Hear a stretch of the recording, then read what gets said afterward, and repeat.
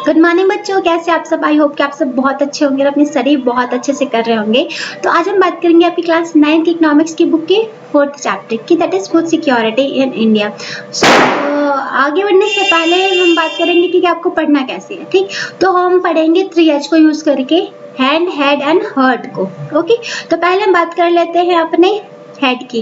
तो हेड की मतलब कि जो भी हम टॉपिक पढ़ रहे हो कि उसको आप अंडरस्टैंड कर पाए अच्छे से, आप समझ सके कि ये टॉपिक हमारे बुक में दिया क्यों हुआ है, आपका जो समाज है, जो आपकी सोसाइटी है, वो कैसे से कनेक्टेड है। आप अपने टेक्स्ट बुक को अपने आसपास की सोसाइटी से कनेक्ट करने की कोशिश कीजिए, क्योंकि बुक में वही है जो आपकी सोसाइटी है।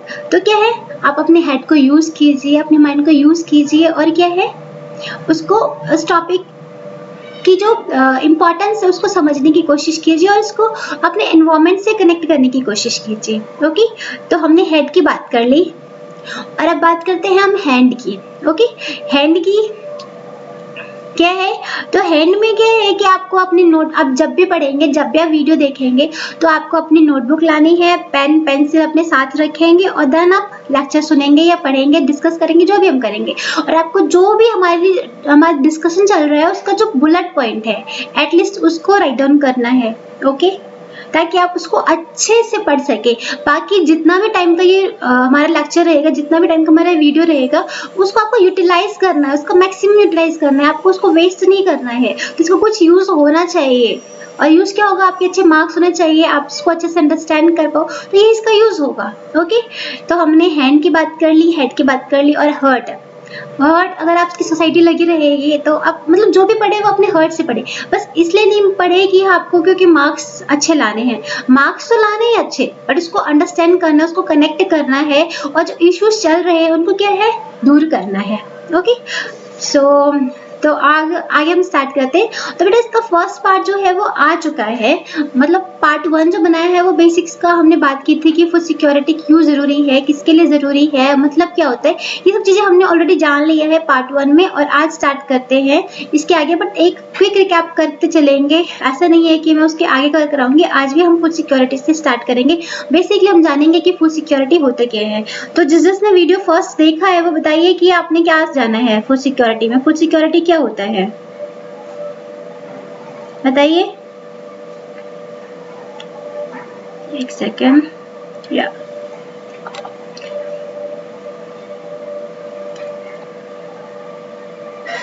फूड सिक्योरिटी, देखिए, food security means availability, accessibility and affordability of food to all people at all times. यहाँ फूड सिक्योरिटी की डेफिनेशन में अपने क्या चीज, यहाँ पे 3 कीवर्ड्स है, कौन कौन से हैं, अवेलेबिलिटी, एक्सेसिबिलिटी एंड अफोर्डेबिलिटी। कौन कौन से 3 इंपॉर्टेंट कीवर्ड्स है यहाँ पे, एक्सेसिबिलिटी, अवेलेबिलिटी एंड अफोर्डेबिलिटी। अब बात करेंगे अवेलेबिलिटी का, कि यहाँ पे अवेलेबिलिटी का मतलब क्या है, कि अवेलेबिलिटी का मतलब है कि कितना अवेलेबल है मेरे पास। मैंने जैसे प्रीवियस वीडियो में क्या दिया था, एक पेन का एग्जांपल दिया था कि 2 पेन है आपके पास, मान लीजिए आपके पास पहले से है 2 पेन के हैं, मैंने आपको दे दिए, और प्लस कुछ पेन या फिर एक पेन आपने क्या है कहीं से ऑर्डर कर रखा था और फिर वो भी आ गया है आपके पास। तो मैं पूछती हूँ आपसे कि आपके पास कितने पेन अवेलेबल है, तो आप क्या बोलेंगे, मैम 2 मेरे पास पहले से थे, प्लस 2 जो आपने दिए, प्लस एक जो मैंने ऑर्डर कर रखा था वो भी आ गया है, तो ये हमारे पास कितने हैं, 5 पेन अवेलेबल है मेरे पास। तो ऐसे क्या फूड के टर्म्स में भी यही होता है कि अब मैं पूछूंगी कि भाई कितना फूड अवेलेबल है, तो क्या हम इसको डिफाइन करने की कोशिश करेंगे, क्या डेफिनेशन देने की कोशिश करेंगे कि कुछ ऐसे फूड आइटम्स जो हमारे पुराने स्टॉक है, ठीक, जिनको हमने कंज्यूम नहीं करा है, प्लस कुछ नया प्रोडक्शन, जो हमने कुछ नया प्रोडक्ट प्रोड्यूस करा है, ठीक, प्लस कुछ हमने इंपोर्ट्स करे हैं, तो वो हो जाएगा। ठीक, तो अवेलेबिलिटी का मतलब क्या है कि हमारे कुछ पुराने स्टॉक्स, प्लस कुछ हमारे प्रोडक्शन, प्लस कुछ क्या हमारा प्रीवियस ईयर का स्टॉक तो हो ही गया, प्लस कुछ हमारा क्या है, imports जो है। तो availability of food means food production with in the country, food imports and previous year stock stored in government granaries. Okay, understand हो गया, समझ गए आप इसको। अब हम बात करते हैं एक्सेसिबिलिटी की। Accessibility means food is with in reach of every person, कि जो है फूड है वो क्या है, रीच होनी चाहिए सभी पर्सन की, with in reach of every person में होना चाहिए फूड अवेलेबल। ठीक, एक्सेसिबल का मतलब देखिए बेसिकली इसका मतलब होता है कि अगर मैं लैंड या प्लेन एरिया में रह रही हूँ, प्लेन एरिया में रहती हूँ, वहाँ पे भी मुझे क्या है, मेरे आसपास फूड अवेलेबल होना चाहिए। अगर मैं माउंटेन में रह रही हूँ, प्लेट्यू पे रह रही हूँ, कहीं पे भी रह रही हूँ, बट क्या है कि जो फूड है वो क्या है, विद इन रीच होनी चाहिए। मैं जहाँ पे भी रहूँ फूड मेरे आसपास होना चाहिए, चाहे वो अर्बन एरिया हो चाहे वो रूरल एरिया हो, क्या है वहाँ कहीं पे भी हो, कोई भी जगह हो, बट वो क्या है, फूड क्या है, with in reach of every person होना चाहिए, कहीं पे भी होना चाहिए। ओके, अब बात करते हैं किसकी, अफोर्डेबिलिटी की। अफोर्डेबिलिटी का मतलब है कि जो जितने भी अमाउंट मुझे अपनी डाइटरी नीड्स को फुलफिल करने के लिए चाहिए वो मतलब मेरे जो नीड्स है उसको सेटिस्फाई करने के लिए मेरे पास उतना अमाउंट भी होना चाहिए। अगर मेरी डाइटरी नीड्स में मान लीजिए 2 किलोग्राम चना है, तो उस चने को खरीदने के लिए क्या है, मेरे पास परचेजिंग पावर भी होनी चाहिए। मतलब कि मेरे पास परचेजिंग पावर होनी चाहिए, मेरी कैपेसिटी होनी चाहिए कि मैं उसको परचेज कर पाऊँ। ठीक, अब अफोर्डेबिलिटी का मतलब क्या है कि जो हमारे पीपल है उसके पास इतना अमाउंट होना चाहिए कि वो क्या है, अपनी फूड रिक्वायरमेंट को फुलफिल कर सके। ओके, सो हमने यहाँ पे क्या जाना, food security means availability, accessibility and affordability of food to all people at all times. और ये अवेलेबिलिटी को हमने जाना, एक्सेसिबिलिटी को जाना और अफोर्डेबिलिटी को जाना। यहाँ पे अफोर्डेबिलिटी क्या कहता है कि भाई जो भी हमारे नीड्स है उसको फुलफिल करने के लिए मेरे पास इतना अमाउंट होना चाहिए। ठीक, ऐसा नहीं है कि वो जो फूड आइटम है वो बहुत एक्सपेंसिव है, अगर बहुत एक्सपेंसिव होगा तो क्या मैं परचेज नहीं कर पाऊंगी, अब परचेज नहीं कर पाऊंगी तो क्या मुझे भूखे रहना पड़ेगा, क्या मुझे बीमारी हो जाएगी, कुपोषण हो जाएगा, और फिर क्या है, अब मैं अपने नेशन के लिए बर्डन बन जाऊंगी, मैं क्या है कुछ अच्छा नहीं कर पाऊंगी, कुछ प्रोडक्शन नहीं कर पाऊंगी, कुछ अपना कंट्रीब्यूशन नहीं दे पाऊंगी अपने नेशन के डेवलपमेंट के लिए। ठीक, तो आपने इतना समझ लिया होगा आई थिंक। सो आप अपनी डायरी में अपनी कॉपी में ये नोट डाउन कीजिए, food security means availability, accessibility and affordability of food items to all people at all times. Okay, जब हम नेक्स्ट बात करते हैं, एक्चुअली हम सारी बातें क्या है ये डिस्कस कर चुके हैं प्रीवियस वीडियो में, बट स्टिल हम कुछ दोहरा लेते हैं। तो फिर हमने बात की थी कि food security, why food security, कि फूड सिक्योरिटी क्यों जरूरी है। तो ये भी मैंने बात कर ली कि अगर हमारे पास फूड सिक्योरिटी नहीं होगी तो क्या होगा कि हमें कुपोषण हो जाएगा, हम अपने नेशन के लिए क्या बर्डन बन के रह जाएंगे, कुछ प्रोडक्टिव नहीं कर पाएंगे, पॉपुलेशन जो पॉपुलेशन ही रह जाएगी, ह्यूमन जो ये पॉपुलेशन बन के रह जाएगी, ह्यूमन रिसोर्स में कन्वर्ट नहीं हो पाएंगे। तो देखिए अब फूड इनसिक्योर होता क्यों है, कौन होता है, तो देखिए जो मेनली जो पुअर पीपल होते हैं वो क्या होते हैं, फूड इनसिक्योर होते हैं। अब वो कैसे लोग, जैसे कि हमारे रिक्शा कूलर हो गए, या फिर जो कि और जैसे कि बेगर हो गए, या फिर लैंडलेस पीपल हो गए, या फिर जो कैजुअल लेबर्स वगैरह होते हैं, या फिर जो हमारे सीनियर सिटीजन्स होते हैं, हमारी जो हमारी महिलाएं होती है, या फिर छोटे बच्चे होते हैं, वो क्या है फूड इनसिक्योर होते हैं, उनको फूड सिक्योरिटी प्रोवाइड करना हमारा दायित्व है, ये प्रोवाइड करना जरूरी है।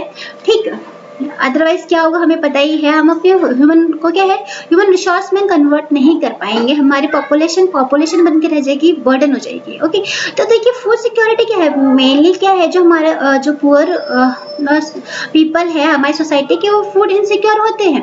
बट समटाइम्स जब हमें नेचुरल कैलामिटी या डिजास्टर को फेस करना पड़ता है, तब क्या होता है कि ऐसे लोग जो कि पुअर नहीं है, जो अबव पॉवर्टी लाइन में आते हैं, बट स्टिल उनको भी क्या है फूड इनसिक्योरिटी का सामना करना पड़ता है।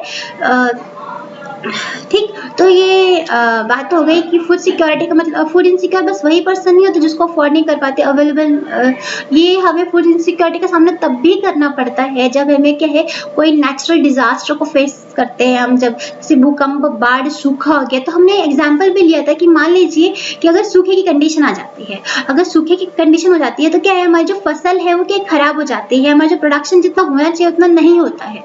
तो इससे क्या होता है, जो प्रोडक्शन कम हो जाता है डिमांड हमारी हाई ही रहती है और फिर क्या होता है कि फिर इसको प्राइस क्या होता है, जो हमारा प्रोडक्शन हुआ है उसका क्या राइज हो जाता है। और जब वो राइज होता है तो क्या है, एक बहुत बड़ा जो सोसाइटी का हमारा पार्ट है, जो पीपल वो क्या उसको अफोर्ड नहीं कर पाते हैं, अफोर्ड नहीं कर पाते तो क्या है, भुखमरी जैसी समस्याएं आती है। ठीक। फिर हमने बंगाल फेमाइन की बात की थी कि आपको पता है कि 1943 में क्या है, बंगाल में क्या है, फेमाइन आया था। फेमाइन क्या होता है कि जब भुखमरी की समस्या और बहुत लंबे क्षेत्र तक, बहुत बड़े क्षेत्र में हो जाती है तो क्या हो जाती है, ये फेमाइन का रूप ले लेती है। हाँ। तो अगर बंगाल फेमाइन की बात करें तो 1943 में आया था और इसमें लगभग 10 लाख लोग जो है उनकी डेथ हो गई थी। सॉरी 30 लाख लोगों की डेथ हो गई। तो आप समझ सकते हैं कि उस टाइम का कितना बड़ा वो था। और आप ये पिक्चर्स में भी दिखाया गया है। ओके। सो अभी तक आपने क्या क्या जाना बताइए। हमने पहले फूड सिक्योरिटी का मतलब जाना। फूड सिक्योरिटी क्या होता है कि फूड जो है वो अवेलेबल हो, एक्सेसिबल हो, अफोर्डेबल हो, तब हम क्या बोलेंगे, फूड सिक्योर है। अगर इन 3 कीवर्ड्स में से कोई भी एक कीवर्ड एब्सेंट है तो हम बोलेंगे कि फूड सिक्योरिटी नहीं है यहाँ पे। ओके। सो अब हमने फूड सिक्योरिटी की बात कि फूड सिक्योरिटी किस लिए ज़रूरी है, क्यों ज़रूरी है, हमने बात कर ली। बंगाल फेमाइन की हमने थोड़ी बहुत बातें कर ली है। एक्चुअली अगर आप फर्स्ट वीडियो देखेंगे तो आप उसको अच्छे से समझ पाएंगे, उसमें हमने अच्छे से बात की हुई है। अब ये हमने पहली बात कर ली कि हु आर फूड इनसिक्योर कौन होते हैं, जो लैंडलेस पीपल होते हैं, जो हमारे ट्रेडिशनल आर्टिजन्स होते हैं, क्योंकि उनका काम होता है अपनी कलाकृति को दिखाना, कुछ वो नया बनाते हैं। तो उनका क्या है, प्रोडक्शन से कोई डायरेक्ट लिंक नहीं होता है। और ये क्या, अगर इनका काम अच्छा चला तो क्या है, ये परचेज कर पाएंगे। वहीं अगर इनका काम नहीं चलता तो क्या है, ये फूड इनसिक्योरिटी को फेस करते हैं। वहीं सेल्फ एम्प्लॉयड जो वर्कर्स होते हैं, जो कैजुअल लेबर्स होते हैं, वही हमारी सोसाइटी के जो SC ST OBC का जो तबका है वो भी क्या है, फूड इनसिक्योर है। और अगर पीपल जहाँ जो नेचुरल कैलेमिटी को फेस करते हैं, जो नेचुरल डिजास्टर को फेस करते हैं, वो भी क्या है, फूड इनसिक्योर हो जाते हैं। वहीं प्रेग्नेंट वुमन और जो हमारे बच्चे होते हैं, जो हमारे बुजुर्ग होते हैं, वो भी क्या है, फूड इनसिक्योर है। ओके। सो देखिए, बंगाल फेमाइन जो 1943 में आया था तब से हमें ऐसी कोई फेमाइन हमने अभी तक फेस नहीं करा है।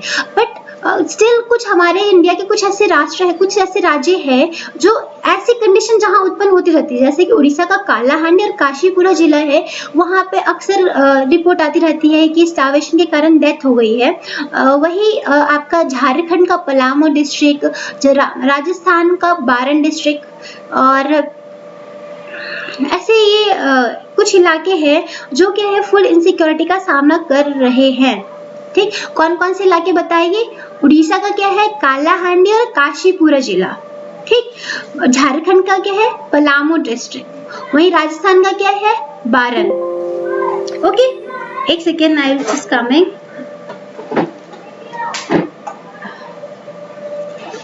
ओके ओके ओके, यस, अब स्टार्ट करते हैं, आगे बढ़ते हैं।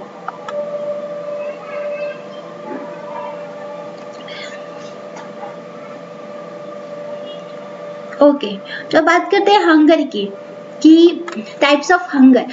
तो पहले बताइए कि अभी तक हमने जो पढ़ा वो आपको समझ आया।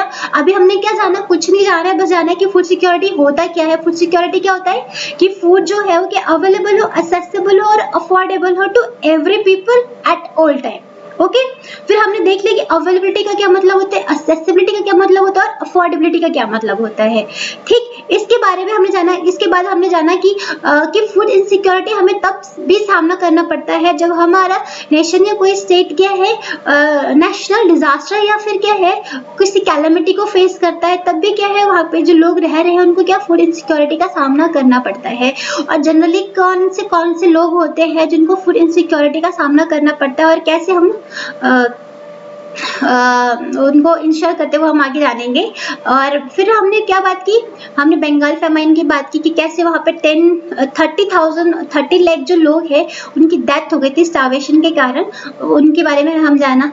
अब हम बात करते हैं और इंडिया में फेमाइन लाइक कंडीशन जो 1943 में आया था वैसी कंडीशन तो कभी उत्पन्न नहीं हुई, बट स्टिल हमारे नेशन में कुछ ऐसे स्टेट से है जहाँ पे कि फेमाइन लाइक कंडीशन बनी हुई है। कुछ छोटे छोटे इलाके हैं जैसे झारखंड, जैसे उड़ीसा में क्या है हमारा कालाहांडी और काशीपुरम जिला। कौन सा? कालाहांडी और काशीपुरम। वही हमारे झारखंड का पलामू डिस्ट्रिक्ट और राजस्थान का क्या है बारन डिस्ट्रिक्ट। कि ये कुछ ऐसे क्षेत्र है जहाँ पे क्या फूड इनसिक्योरिटी का सामना करना पड़ता है वहाँ के लोगों को। फूड इनसिक्योरिटी का इन द सेंस की क्या है, उनको खाली पेट रहना पड़ता है, उनको भूखे पेट सोना पड़ता है। और इसकी बातें में हमने काफ़ी पहले जान लिया कि अगर किसी की न्यूट्रिशनल नीड्स पूरी नहीं होती, डाइटरी नीड्स फुलफिल नहीं होती है, तो एक तो क्या है जो ताकतवर लोग हैं जिनके पास क्या है पहुंच है, तो क्या जो भूखे पेट लोग रहते हैं उनका क्या गलत इस्तेमाल कर लेते, जो हमने प्रीवियस वीडियो में समझ लिया है। ठीक, और प्लस क्या है जो अगर वो ऐसा नहीं भी करवाते, कुछ नेगेटिव साइड नहीं जाते, तो क्या है जो लोग हैं जिनकी डाइटरी नीड्स फुलफिल नहीं हो पा रही, क्या वो उनकी हेल्थ भी अच्छी नहीं होगी। हेल्थ अच्छी नहीं होगी तो क्या वो अपने एजुकेशन पे ध्यान देंगे? Definitely not. और फिर एजुकेशन नहीं होगी, हेल्थ नहीं होगा, तो क्या है वो हमारे नेशन के लिए बर्डन बन के रह जाएगा। और जो हमने पहले बात की है विशियस साइकिल और वर्चुअस साइकिल की, वो क्रिएट होगा और क्या है अल्टीमेटली हमारे ऊपर ये बर्डन बनेगा। तो इसलिए क्या है, तो गवर्नमेंट की क्या है ये रिस्पॉन्सिबिलिटी है कि जो इस टाइप की कोई भी किसी भी टाइप की क्या है हंगर कहीं पे भी ना हो। ओके, तो हम बात करते हैं टाइप्स ऑफ हंगर की। हंगर किस किस टाइप की होती है, तो पहले बात करते हैं सीजनल हंगर की और क्रॉनिक हंगर की।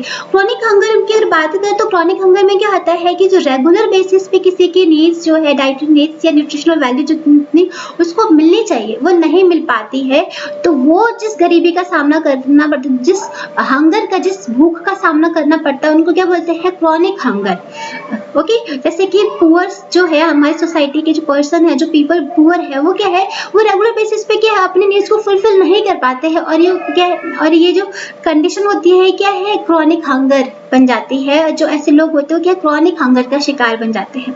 वही बात करते हैं सीजनल हंगर की, तो सीजनल हंगर की एक साइकिल से रिलेटेड होता है। अगर इसको जैसे कि सीजन बेस पे होता है, जैसे कि देखिए जैसे कि मैंने क्रॉप को अगर बोएंगे और उसका जो हार्वेस्टिंग करेंगे तो एक साइकिल होता है।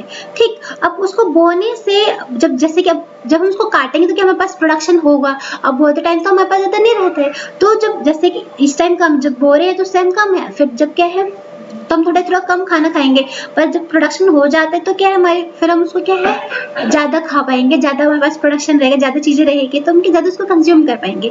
तो ये जो होता है ना साइकिल से रिलेटेड होता है, इसको बोने से और उसको हार्वेस्ट करने से, तो ये सीजनल हंगर हो गया। तो ये तो एग्रीकल्चर के लिए हो गया सीजनल हंगर। बट कुछ जैसे कि आपको मिस्त्री के बारे में पता है, जो अर्बन एरिया में, रूरल एरिया में भी जो मिस्त्री का काम करते हैं, जो आपको घर वगैरह बनाते हैं, उनको देखेंगे तो क्या है जो हमारा ये कंस्ट्रक्शन वर्क होता है, वो आप देखेंगे कि रेनी सीजन में ऐसा कोई कंस्ट्रक्शन वर्क नहीं होता है। तो जो ये लेबर होते हैं, जो ये मिस्त्री वगैरह होते हैं, तो क्या उनको रेनी सीजन में कोई काम नहीं मिलता है। अब उनको काम नहीं मिलता है तो क्या है वो जो उनकी नीड्स है फूड की, वो भी क्या फुलफिल नहीं हो पाती है, उनके पास इतना पैसा नहीं होता है कि वो अपनी नीड्स को फुलफिल कर सके। तो क्या, बट स्टिल अगर उनको जब काम मिलने लग जाता है, जब रेनी सीजन खत्म हो जाता है, तो क्या उनके पास पैसे होते हैं, फिर वो क्या कंज्यूम कर पाएंगे। तो ये जो साइकिल बना कि जब उनके पास कोई काम नहीं था तो उनके पास खाना नहीं था, फिर रेनी सीजन खत्म होता है, फिर उनको काम मिलता है, फिर कंज्यूम करते हैं। तो ये जो टाइप होता है हंगर का, वो क्या होता है सीजनल हंगर। तो हमने कितने टाइप के हंगर होते हैं? 2 टाइप्स की। The first one is chronic hunger and the second one is seasonal hunger. आप मेरे साथ रिपीट कीजिए और राइट डाउन भी कीजिए। टाइप्स ऑफ हंगर क्या है? Seasonal hunger and chronic hunger. Okay, अब हम नेक्स्ट बात करेंगे। आज अपनी कंप्लेन ये भी आई थी कि मैम आप बहुत फास्ट पढ़ते हो, तो हम कोशिश करेंगे कि अब हम धीरे धीरे पढ़ें। ओके ओके, तो ये देखिए जो ग्राफ दिया हुआ आपकी बुक में बताने की कोशिश की गई है कि कैसे जो है ये क्रॉनिक हंगर, सीजनल हंगर जो है वो डिक्लाइन हो रही है इंडिया में। मतलब ऐसा डिक्लाइन हो नहीं जाएगी, डेफिनेटली हमारी गवर्नमेंट ने हमने क्या कुछ काम करा हुआ इसको कम करने के लिए। तो ये क्या हमारी अचीवमेंट के तौर पे बता सकते हैं कि भाई हमने इतना कम करा है। ओके, सो अब देखिए, हम जब से आज़ाद हुए हैं कि तब से हमारा एम क्या था कि हम क्या है सेल्फ सफिशिएंट हो जाए अपने फूड के मामले में, हमें किसी पर डिपेंडेंट ना होना पड़े। ठीक, तो इसी के उसमें हो क्या होता है कि हम अपनी स्ट्रैटेजी बदलते हैं एग्रीकल्चर की, और हम इन्वेंट करते हैं किसको, ग्रीन रिवॉल्यूशन को। ग्रीन रिवॉल्यूशन के इंट्रोडक्शन के बाद क्या होता है, हमारे फूड जो ग्रेन होते हैं बहुत ज़्यादा प्रोडक्शन होता है, और इतना प्रोडक्शन होता है कि हम क्या करते हैं, एक स्टैंप भी जारी कर देते हैं। ठीक, अब वो कौन सी स्टैंप जारी की है वो आप देखेंगे। ठीक, यहाँ पे नहीं दिखाऊंगी, आप सर्च करेंगे कि कौन सा स्टैंप है, आपकी बुक में है। ठीक, सो स्टैंप भी जारी कर दिया था कि हमने क्या है फूड क्रॉप्स में क्या हमने सेल्फ सफिशिएंसी प्राप्त कर ली। ओके, अब हम बात करते हैं अब फूड सिक्योरिटी इन इंडिया। अब देखिए, हमने फूड प्रोडक्शन तो कर लिया, बट उसका डिस्ट्रीब्यूशन और उसकी पहुंच सब तक हो, उसको इंश्योर कैसे करें, क्योंकि बस हमने प्रोडक्शन कर लिया बट वो सभी के पास अवेलेबल है, एक्सेसिबल, अफोर्डेबल है। इसको इंश्योर करने के लिए गवर्नमेंट कैसे इंश्योर करते हैं फूड इनसिक्योरिटी को, तो गवर्नमेंट के पास क्या है, दो तरीके हैं। एक बफर स्टॉक के थ्रू गवर्नमेंट इंश्योर करती है फूड सिक्योरिटी को, और पीडीएस के थ्रू। अब बोलेंगे बफर स्टॉक के, तो बफर स्टॉक क्या, गवर्नमेंट क्या है किसानों से उनकी जो सरप्लस होता है वो परचेज करता है, और उसको क्या अपनी जो ग्रेनरीज उन्होंने बना रखी है उसमें क्या है, उसमें वो उसको कलेक्ट करते हैं और फिर पीडीएस के थ्रू क्या है डिस्ट्रीब्यूट करते हैं। अब देखिए गवर्नमेंट कैसे परचेज करते हैं, तो क्या है गवर्नमेंट एफसीआई के थ्रू क्या है किसानों से परचेज करते हैं, और फिर आप बोलेंगे हम किसानों उनको दे देते हैं। तो देखिए बेटा कि किसान जो हमारी गवर्नमेंट है वो क्या है किसानों को बोने से पहले, बीज बोने से पहले, किसी भी क्रॉप के बीज बोने से पहले बोल देती है कि अगर आप ये क्रॉप उगाएंगे तो क्या है आपको एटलीस्ट इतना प्राइस हम पे करेंगे।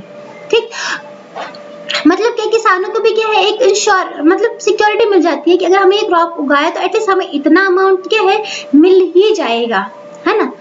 तो फिर क्या वो भी क्या उत्साहित होते हैं और अपने क्रॉप्स को वही उगाते हैं जिसके लिए क्या जाता है एमएसपी दी जाती है। एमएसपी क्या, मिनिमम सपोर्ट प्राइस।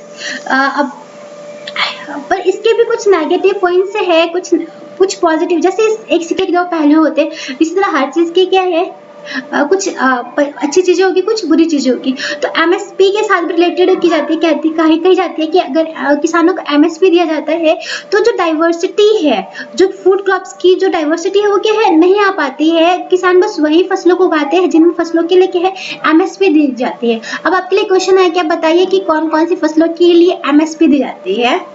ओके, आगे बढ़ते हैं। सो देखिए कि गवर्नमेंट क्या करती है, किसानों को बोलती है कि बोने से पहले बोलते है अगर आप ये क्रॉप्स उगाएंगे तो हम एटलीस्ट आपको इतना पैसा दे देंगे। तो क्या है गवर्नमेंट, तो किसान उत्साहित होते हैं, क्योंकि देखिए आप देखेंगे जो हमारे किसान होते हैं मोस्टली क्या है छोटे किसान पाए जाते हैं, जो उनके पास इतना वो नहीं होता है कि जो उनका जो प्रोडक्शन है उसको क्या वो स्टोर कर पाए। तो क्या गवर्नमेंट के सिक्योरिटी देती है कि अगर आप इतना प्रोडक्शन होगा, अगर किसानों के साथ ये भी समस्या होती है कि अगर उनका प्रोडक्शन ज्यादा हो जाता है क्योंकि उनके पास क्या है स्टोरेज की कैपेसिटी होती नहीं है, तो उनको अपना सामान जो है वो औने पौने दाम पे क्या है बेचना पड़ता है। तो ऐसे में क्या है गवर्नमेंट क्या है किसानों को सिक्योरिटी प्रोवाइड करती है कि आप निश्चित रहिए अगर आपकी क्रॉप कैसी भी हुई तो क्या एटलीस्ट क्या है हम आपको इतना पैसा तो देंगे ही, पर अगर आपको उसको मार्केट में से ज्यादा अमाउंट मिलता है तो क्या है आप मार्केट में सेल कर सकते हैं। तो क्या तो जो किसान होते हैं वो भी थोड़े प्रोत्साहित हो जाते हैं और क्या है उन क्रॉप्स को उगाते हैं। सरप्लस होता है, फिर सरप्लस को क्या है जो गवर्नमेंट एफसीआई के थ्रू क्या है परचेज करती है और अपनी ग्रेनरीज में क्या है स्टोर करती है। आप यहाँ देख रहे हैं कि गवर्नमेंट ऑफ इंडिया के एफसीआई के थ्रू क्या है परचेज करती है। पहले ये एमएसपी की क्या है बोने से पहले एक रेट निर्धारित कर दी जाती है, किसान प्रोत्साहित होते हैं। देन क्या होता है सरप्लस होता है, और सरप्लस को क्या है एफसीआई अपने गोडाउन में क्या है अपने ग्रेनरीज में क्या है कलेक्ट करती है। ऑलराइट, अब बताइए कि गवर्नमेंट जो है वो कैसे फूड सिक्योरिटी को इंश्योर करने की कोशिश करती है, बफर स्टॉक और पीडीएस के थ्रू। तो हम बफर स्टॉक की बात करते हैं कि कहाँ से लाती है, जो गवर्नमेंट का जो स्टॉक है वो कहाँ से आता है, तो कहाँ से आता है हमारे किसानों के पास से आता है। ओके ओके, अब नेक्स्ट क्या है,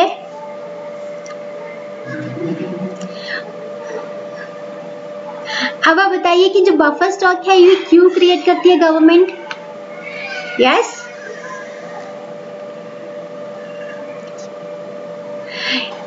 करती है पीडीएस के थ्रू, क्या है उसको डिस्ट्रीब्यूट करने के लिए। तो गवर्नमेंट क्या करती है? PDS, that is public distribution system. आपको तो पता है पीडीएस के बारे में, आप अपने आसपास देखते होंगे कई सारे राशन की दुकानें होती होंगी जहाँ पे क्या है लोग क्या है आते होंगे, परचेज करते होंगे और क्या है अपने नीड्स को फुलफिल करते होंगे। ये क्या पीडीएस की जो दुकानें होती है क्या है वो सबके लिए अवेलेबल नहीं होती है, वो उन दुकानों से केवल वही लोग खरीद पाएंगे या परचेज कर पाएंगे जिनके पास क्या है वो राशन कार्ड है। अब बोलेंगे राशन कार्ड होता है, राशन कार्ड पता है आपको 3 टाइप का होता है। कौन कौन सी टाइप का होता है? 3 टाइप का। जो पहला होता है वो क्या अंत्योदय कार्ड होता है, जो क्या है जो पुअर पीपल होते हैं उनके लिए होता है क्या अंत्योदय कार्ड। तो दूसरा कौन सा होता है? BPL card, below poverty line. कुछ ऐसे पीपल जो क्या है जो पॉवर्टी लाइन जो हमने एस्टिमेट की है, जो इमेजिनरी लाइन है उसके क्या है नीचे लाई करते हैं, वो क्या है बिलो पॉवर्टी लाइन उनके लिए। और कुछ ऐसे लोग जो कि संक्रमण में होते हैं, अगर उनके साथ कुछ भी मिस हैपनिंग हो जाती है तो क्या वो बीपीएल में आ सकते हैं। तो ऐसे लोगों के लिए है एपीएल कार्ड। तो कौन कौन से टाइप के राशन कार्ड होते हैं बताइए? Antyodaya card, BPL card and APL card. ठीक, और इनके लिए अलग अलग प्राइस निर्धारित किए गए हैं। अब देखिए जो राशन कार्ड होते हैं उनको क्या बोलते हैं? फेयर प्राइस शॉप भी बोला जाता है। बताइए क्या बोला जाता है राशन शॉप्स को? फेयर प्राइस शॉप भी बोला जाता है। ओके, तो देखिए तो हमने एक सेकंड, एक स्लाइड मिस हो रही है यहाँ पे। ये देखिए अब हम पीडीएस को समझ लेते थे कि पीडीएस की जो सिस्टम हमने लॉन्च किया था उसके बैकग्राउंड में बंगाल फेमाइन के बैकग्राउंड में कि ऐसी जो कंडीशन है वो दोबारा ऐसी उत्पन्न ना हो, इसलिए हमने क्या पीडीएस को लॉन्च करा। लेकिन पीडीएस जो है वो 1992 तक तो क्या था कि सभी के लिए था। ठीक, इस यूनिवर्सल था, हम सभी को ये अवेलेबल था।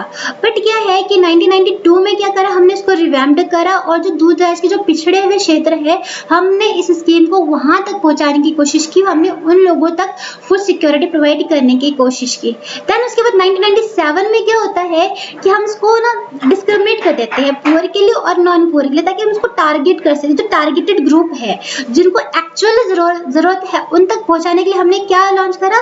Targeted PDS. ये है पीडीएस, इसके अलग जब हमने इसको रिव्यू करते इसको हमने नाम क्या देते? रिवैम्प्ड। और रिवैम्प्ड में क्या था कि दूर दराज के पिछड़े हुए क्षेत्र थे वहां तक हमने इस स्कीम को पहुंचाने की बात की। वही टारगेटेड पीडीएस में क्या है जो पुअर पीपल है, जो स्पेशल ऐसा हुआ क्या था कि जो पीडीएस का जो फायदा था वो अक्सर जिनको जरूरत होती थी उनको तो पता ही नहीं चलता था कि कुछ ऐसी स्कीम भी है, बट जिनको इसकी जरूरत नहीं होती थी वो इसका फायदा उठाते थे। तो क्या करा हमने इसको टारगेटेड कर दिया कि जिनको जरूरत है उनको ही मिलेगा।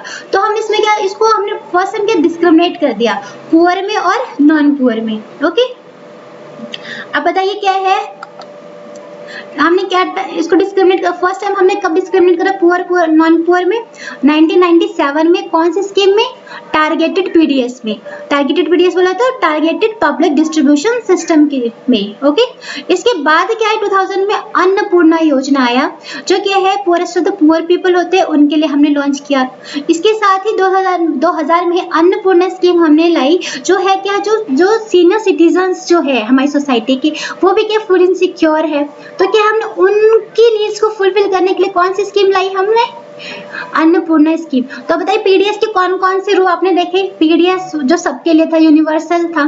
फिर हमने क्या उसको रिव्यू करा, कौन सा? रिवैम्प्ड करा कब? 1992 में।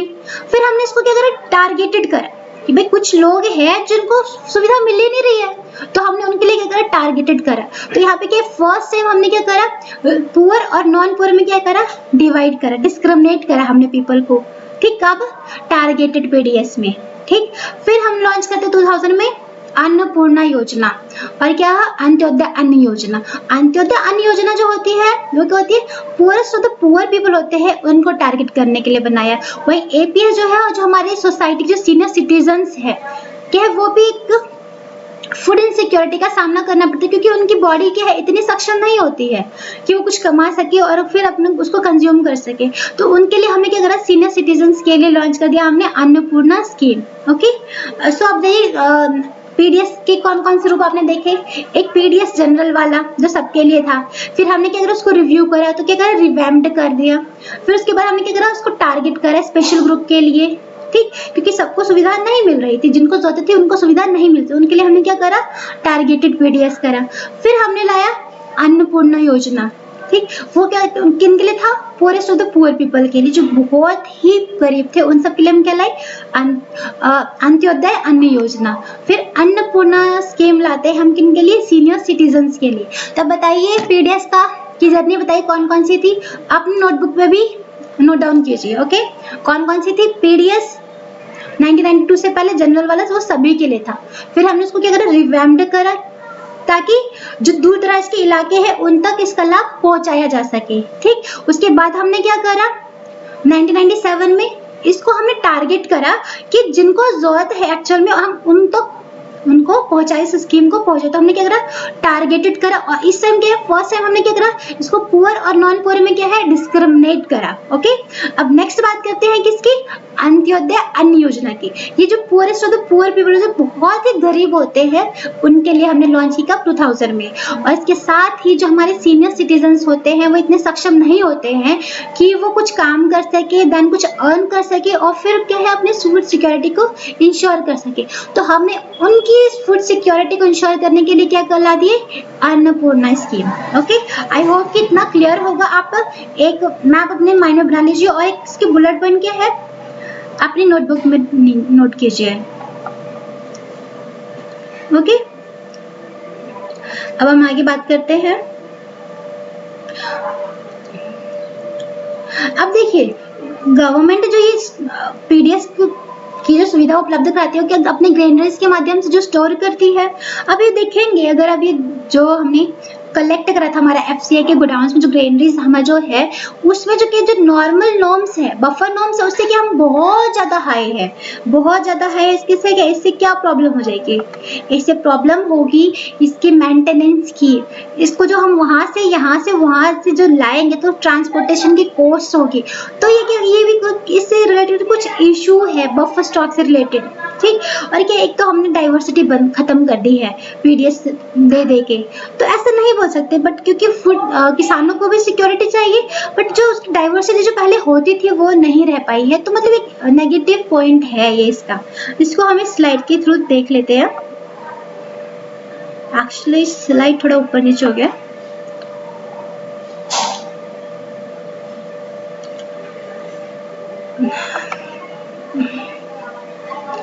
तो देखिए जो पीडीएस से रिलेटेड कुछ जो प्रॉब्लम थी वो कौन कौन सी है, कि लीकेज एंड करप्शन। ये करप्शन बहुत ज्यादा हो जाता है, लीकेज हो जाती है। ऐसा होता है क्या है कि जो डीलर्स होते हैं, जो राशन शॉप्स के जो डीलर होते हैं, वो अच्छी क्वालिटी के जो ग्रेन्स होते हैं उनको क्या है ओपन मार्केट में क्या डाइवर्ट कर देते हैं, और वहाँ के जो खराब किस्म के जो अन्न होते हैं वो क्या है वो लोगों में क्या है डिस्ट्रीब्यूट कर दिया जाता है। तो लीकेज और करप्शन भी क्या है इस रिलेटेड एक इश्यू है पीडीएस से रिलेटेड। ओवरफ्लो ऑफ ग्रेनरीज, आपको अक्सर न्यूज़पेपर में चूहे खाते हुए हमारे अन्न भंडारों में चूहे की फोटो दिख जाएगी, या फिर जब मॉनसून का टाइम आता है तो बारिश में भीगते हुए हमारे अन्न आपको हमेशा दिख जाते हैं। लगभग हर मौसम में ऐसी फोटो आपको दिखने को मिलती है न्यूज़पेपर में। Okay, overflow granaries. और फिर क्या अब हम कहाँ से ला रहे, किसानों से खरीद के ला रहे हैं, उनके सरप्लस को ला रहे हैं, तो क्या इससे मेंटेनेंस और ट्रांसपोर्टेशन का कॉस्ट भी क्या है बहुत ज्यादा बढ़ जाता है। इसके साथ ही एनवायरमेंटल डिग्रेडेशन हो जाता है। जैसे कि आप देखेंगे कि जैसे कि जो राइस का जो प्रोडक्शन है उसके लिए क्या हमें बहुत ज्यादा पानी चाहिए, तो आप देखेंगे पंजाब जो क्षेत्र है वहाँ पे सिंचाई की ज्यादा विकसित की गई है और उसका उपयोग क्या है खेती में किया जाता है। उससे होता क्या है कि जो वहाँ के किसान है वहाँ इसका जो वाटर लेवल है, जो ग्राउंड वाटर लेवल क्या वो डिक्रीज हो गया है, जिससे क्या है और ये हमें इशू फेस करना पड़ रहा है कि हमारा जो वाटर जो है वो क्या है लेवल कम होता जा रहा है। इसके साथ ही आप देखेंगे तो इन क्रॉप्स को क्या ज़्यादा प्रोडक्शन में क्या हमने बहुत ज़्यादा खाद का यूज़ करा, जिससे क्या हमारा जो मिट्टी है उसकी फर्टिलिटी क्या है कम हो गई है। हम अपनी जो धरती है जो हमारा लैंड है उसको क्या टाइम नहीं दे रहे हैं उसकी फर्टिलिटी को वापस लौट आने के लिए। हम क्या करते हैं उस पर फिर से खाद डाल के क्या फिर से प्रोडक्शन करते हैं। तो क्या इससे क्या है एनवायरमेंटल कंसर्न भी जुड़ गया है। Okay, limited item available. अब जो राशन की जो शॉप होती है उसमें क्या है, हर चीज नहीं अवेलेबल होता, कुछ चीजें ही होती है जो अवेलेबल होता है, जैसे कि गेहूं, चावल, चीनी और आई थिंक केरोसिन पहले डिस्ट्रीब्यूट किया जाता था। ओके, और पुअर क्वालिटी ऑफ ग्रेन्स, जो पीडीएस के थ्रू जो ग्रेन डिस्ट्रीब्यूट किया जाता है वो क्या, जो क्वालिटी क्या बहुत ही लो क्वालिटी होती है, इरेग्युलर ओपनिंग। आपने अक्सर सुना होगा कि जो राशन शॉप सब पे अगर जाते हैं तो कहा जाता है कि अनाज खत्म हो गया है, तो और ये क्या है, खोलते भी नहीं है रेगुलर। तो ये कुछ इससे रिलेटेड कुछ इश्यूज रहे। ओके,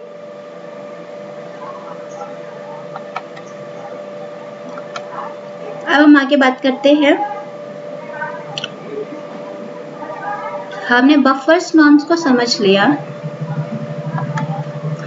फिर देखिए, आपने इतनी सारी चीजें जान ली, अभी तक हमने क्या क्या जाना बताइए। हमने जाना कि फूड सिक्योरिटी क्या होती है, किसके लिए इंश्योर करने की जरूरत होती है, गवर्नमेंट कैसे बफर स्टॉक और पीडीएस के थ्रू गवर्नमेंट फूड सिक्योरिटी को इंश्योर करने की कोशिश करती है। फिर हमने ये भी जाना कि जो पीडीएस के साथ कौन कौन सी बुराइयां, कौन कौन सी नेगेटिव चीजें जुड़ी हुई है। ठीक, अब हम बात करते हैं कि देखिए गवर्नमेंट इसके साथ ही फूड सिक्योरिटी को इंश्योर करने के लिए क्या करती है कि जितने भी स्कीम लाती है उसके साथ क्या है, फूड सिक्योरिटी को जोड़ने की कोशिश की जाती है। जैसे कि आप देखेंगे कि मिड डे मील जो स्कीम है वो क्या है, ऐसी स्कीम है जो बच्चों को स्कूल में लाने के लिए, उनको आकर्षित करने के लिए दिया जाता है। इसमें भी work for food for work scheme है जो कि फूड सिक्योरिटी को इंश्योर करने की कोशिश की है। ऐसे कई सारे स्कीम लाई है गवर्नमेंट जिसके थ्रू क्या है, उनको क्या है, लोगों की क्या है, फूड सिक्योरिटी प्रोवाइड करने की कोशिश की गई है। चाहे वो मिड डे मील हो, चाहे वो work for food for work हो, या फिर इंटीग्रेटेड चाइल्ड डेवलपमेंट सर्विस हो। ओके, अब नेक्स्ट बात करते हैं हम, कौन सा स्लाइड रहे। अब इसमें हम जो हमारी कोऑपरेटिव सोसाइटीज होती है उनका क्या रोल होता है पीडीएस को डिस्ट्रीब्यूट करने में। ओके, तो देखेंगे कि नॉर्थ इंडिया में इतना सक्सेसफुल नहीं है कोऑपरेटिव सोसाइटी जितना कि साउथ इंडिया में है। साउथ इंडिया में लगभग, अगर तमिलनाडु का एग्जांपल दिया हुआ है कि वहाँ पे जो 94% जो हमारे राशन शॉप्स है वो क्या है, कोऑपरेटिव सोसाइटी रन करती है, जिसका फायदा वहाँ के लोगों को मिल रहा है। इसके साथ ही यहाँ पे मदर डेयरी का एग्जांपल दिया हुआ है। और महाराष्ट्र की एक एनजीओ है, actually academy of development science, actually मुझे यहाँ पे दिख नहीं रहा है, अकेडमी ऑफ डेवलपमेंट साइंस है, जो क्या है, जो कोऑपरेटिव सोसाइटी है, ये जो राशन शॉप्स के जो डीलर है उनको क्या है, ट्रेनिंग प्रोवाइड करते हैं, ताकि क्या फूड सिक्योरिटी को अच्छे से इंश्योर तो करा जा सके, ताकि जो पीडीएस का जो सिस्टम है उसके उसको अच्छे से रन किया जा सके। ओके, आप रिसेंट में पिछले साल चल रहा था कि one nation one ration card जो स्कीम लॉन्च हो गई है। अब पहले से क्या होता था, पीडीएस तो था, बट क्या है, कुछ हमारे जो लेबर है वो माइग्रेंट है, वो क्या है, काम की तलाश में यहाँ वो भटकते रहते हैं, तो उनको क्या है, फूड, अगर वो दूसरे स्टेट में जाते तो क्या है, उनको फूड अवेलेबल नहीं होता था। बट अब क्या है, वो कहीं से भी, कहीं पे भी रहते हैं, वो कहीं किसी भी जगह का राशन कार्ड है, वो उसकी फैसिलिटी को ले सकते हैं। ओके, तो इससे रिलेटेड कुछ कि मतलब इनके साथ, मतलब फूड सिक्योरिटी को इंश्योर करने के लिए हम हमेशा कुछ नई नई स्कीम लाते हैं। तो one nation one ration card के बारे में और जानिए, ये आपको होमवर्क है। तो बस इतना ही रखते हैं और चलते हैं अब आगे। और जितना भी आपने पढ़ा है प्लीज़ आप उनको रिवाइज कर लीजिए, ताकि आप उसको यूटिलाइज कर पाए, ताकि आप अच्छे मार्क्स गेन कर पाए और उसको अपने हैंड हेड और हर्ट से रिलेट कर पाए। और अगर आपको लगता है कि आपका ये वीडियो आपके लिए काम का है, आपकी नॉलेज इनहेंस हुई है, तो please like share and subscribe my video and thank you. Please subscribe and must subscribe my video.